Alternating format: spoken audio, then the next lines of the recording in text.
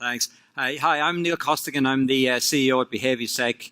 And what we do is web fraud prevention using usable security to help you determine if people are who they say they are. We are a university spin-out from a city called Luleå in the far north of Sweden. And over the last couple of years, with a lot of support and help from the fintech people who organize this show, we've grown from a university lab in Lapland to a lot of commercial offices in Stockholm, in Germany, UK, in the East Coast, and actually this week we're opening up in Palo Alto. So it's been a pretty interesting year for us. It's been, a long slog as a university spin-out, but in the last 6-9 months we've just had an explosion of interest in our technology, and I hope you'll see why when I get into explaining it and demoing it. So what we're trying to do is develop a frictionless, cost-effective security solution. I have about 20 years of experience in the security industry, and as an engineer and developer, very much like a lot of you people, a lot of the old technologies are my fault. We used to make very, very secure, very, very complex, very, very expensive security solutions. And we used to be really happy about ourselves with big numbers and PKI and smart cards and all that kind of stuff. But really, as we move to a retail or consumer connected world, particularly when we're talking about form factors such as mobile, these things are inappropriate. We have to balance the complexity and security with the effectiveness of it, the usability of it. And this is a chart or a graph that we've stolen from an analysis and report from MasterCard. And it talks about these various technologies, again, the ones that I unfortunately have a history in developing, like tokens and out-of-band SMSs and extra passwords and this stuff. And what we're trying to do is take behavioral analysis, look at what the user is doing, and use this context to be part of the security. And how do we do this? Well, we do what's called behavioral biometrics. It involves looking at how the user interacts with their keyboard, with their touch screen, how the browser works, how the device works. We're looking at the rhythm of how somebody types, not what they're typing. We're not kind of checking out what the PIN number is. That's somebody else's issue.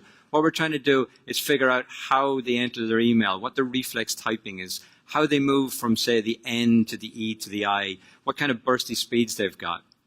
We combine this then with, particularly in a touchscreen, which is very, very good modality for us, is the pressure on the screen, the angle somebody swipes as they move across, how fast they get between 2 points, how hard do they hit the key. And we do this in real time. It involves no extra hardware, and we're doing it all the time. So it's not just when you log in, it's when you do a funds transfer, it's when you open a new account.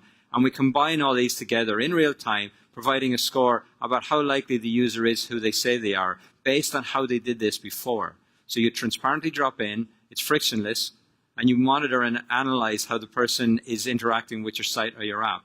And as they come on subsequently, we're providing, using machine learning algorithms, a score about how likely that person is who they say they are. The real world examples, as I said, we've started humble beginnings as a university spin out. It's been an amazing journey.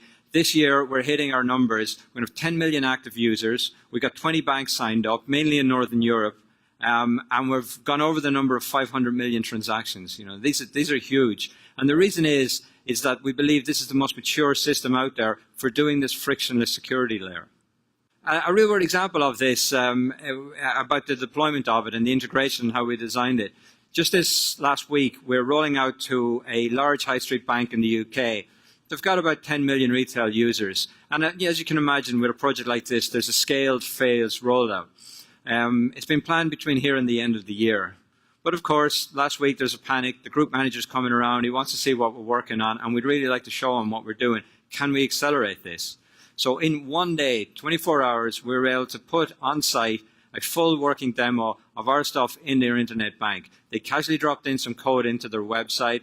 The group manager's around, he logs into his normal bank, and in real time, in the back end, they're getting a score about how likely he is who he says he is. The team we're working with became the rock stars. The group manager has totally endorsed this project and is looking for a massive rollout across all the retail users in one day. And for the developers, how do we do this? Well, again, I'm a coder, and I'd like to say this is best practices. There seems to be a lot of detail going on here, but what we're providing is this secret sauce, this brain in the back end.